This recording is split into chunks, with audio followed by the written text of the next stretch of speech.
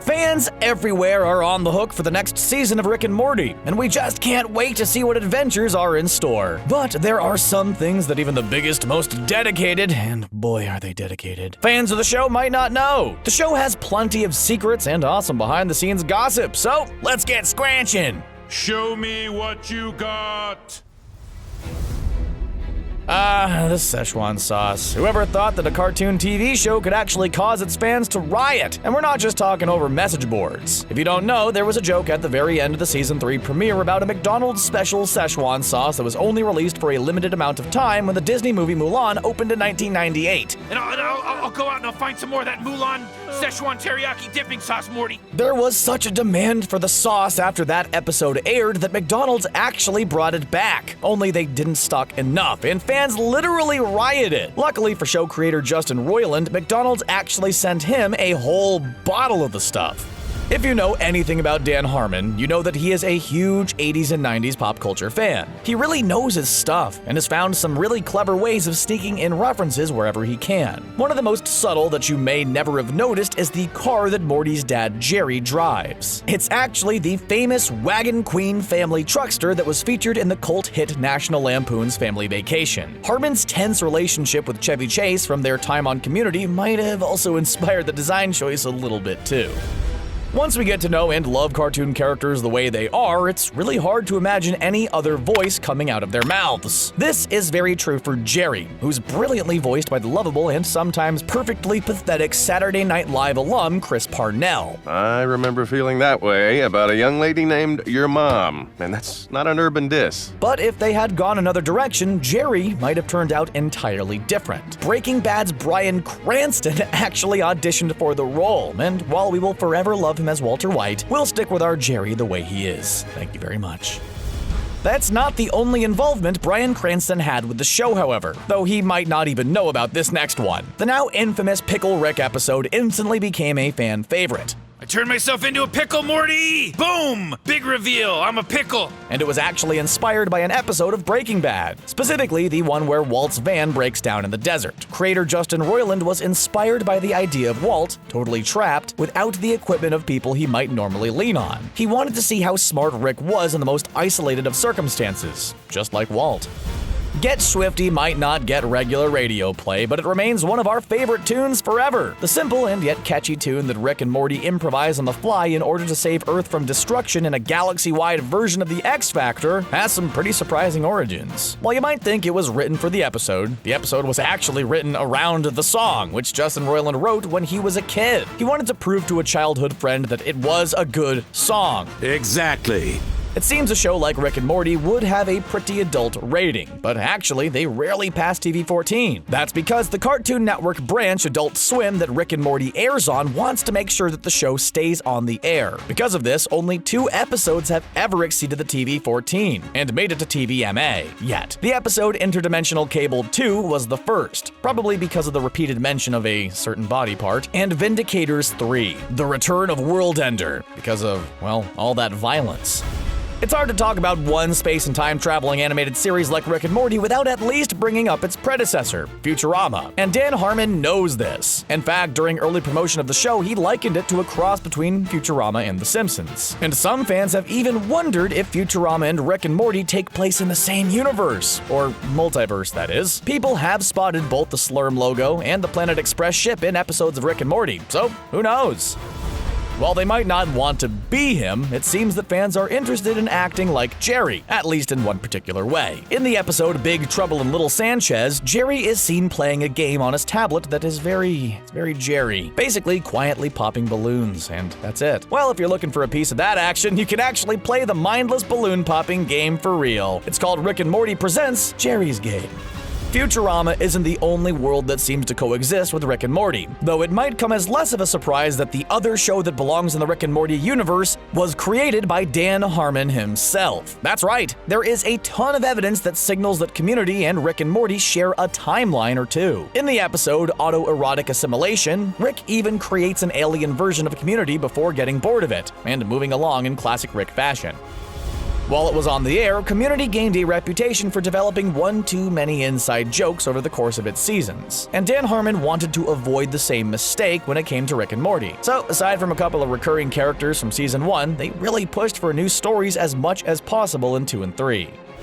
On most shows out there, the process of developing, writing, and selling a pilot episode can take months, even years. But not for the guys behind Rick and Morty. Nope, the story goes that the pilot was written in only 6 hours. Not only that, but it happened on the same day that the show was bought by Adult Swim. Dan Harmon and Justin Roiland had just left the pitch meeting and immediately sat down together and finished the script by the end of the day. Jerry, I don't want whatever's happening here to stop. We always wonder where the crazy catchphrases come from, and Rick has his fair share of good ones. Possibly the most memorable is his classic, "Wabba-dabba-dab-dab!" While some think that it was a reference to the iconic Russian novel Fathers and Sons, they are actually mistaken. It was written in the script as a nod to Curly from the Three Stooges, and history was made. While fans will forever miss Community, we actually might not have Rick and Morty if the beloved comedy didn't go under. After his unceremonious firing in season 3, Dan Harmon was suddenly unemployed and looking for something to fill the time. In the gap between him being fired and returning to finish the last season of Community, he started working on Rick and Morty with Justin Roiland. So while we may have lost our favorite study group, we gained a new favorite cartoon family. Bill Cosby is a touchy subject these days, and for good reason. But actually, the disgraced comedian has some very loose involvement with the creation of Rick and Morty, or at least his legal team does. Back when he was making cartoons for Dan Harmon's website, Channel 101, Justin Roiland made one called House of Cosby's, which featured a bunch of Bill Cosby clones. It was incredibly popular, but after 5 episodes, Cosby's people caught on and shut them down with a cease and desist. Suit yourself. Roiland's next project was a direct result of that legal trouble. As something of an FU to the lawyers who had stifled his last project, Roiland joined forces with Dan Harmon to create a very dark, very twisted version of the beloved 80s classic Back to the Future, called The Real Animated Adventures of Doc and Marty, with an H. All right, Doc, that sounds great. The whole point of which was to further bother copyright lawyers. Lucky for us, Roiland had so much fun recording the voices for these 2 characters and decided to veer away from using the cartoon as a protest, creating what would be the early prototype of Rick and Morty. It might seem difficult for a show that is often so absurd to cross over into the mainstream, but something about Rick and Morty just can't be stopped. An amazing example of this is the song Terryfold, which was co-written by Roiland and the indie band Chaos Chaos. Terryfold started out playing on the radio in the background of the episode Rest and Ricklaxation before it was released on iTunes. But on September 23, 2017, it actually hit number 33 on Billboard's Hot Rock Songs chart.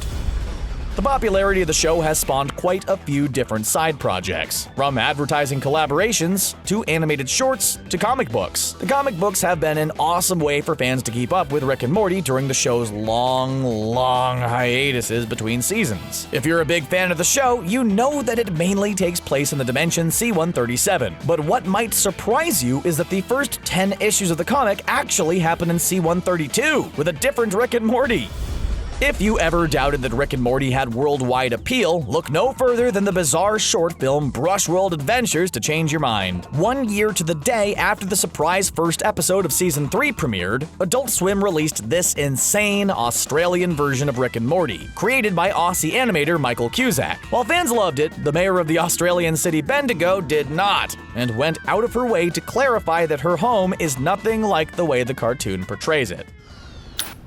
Hoo-wee, what a cliffhanger. Oh boy, oh my. We mentioned before that the spaces in between seasons of Rick and Morty were longer than usual, something that hardcore fans didn't take too lightly. In an effort to keep interest up and fans subdued, Adult Swim also released a series of brilliant stop-motion short films, created by British animator Lee Hardcastle. Lasting only between 15 and 21 seconds, these little films parodied 16 of the most famous movies out there, from 2001: A Space Odyssey to Honey, I Shrunk the Kids. They're all on YouTube, and we highly recommend checking them out.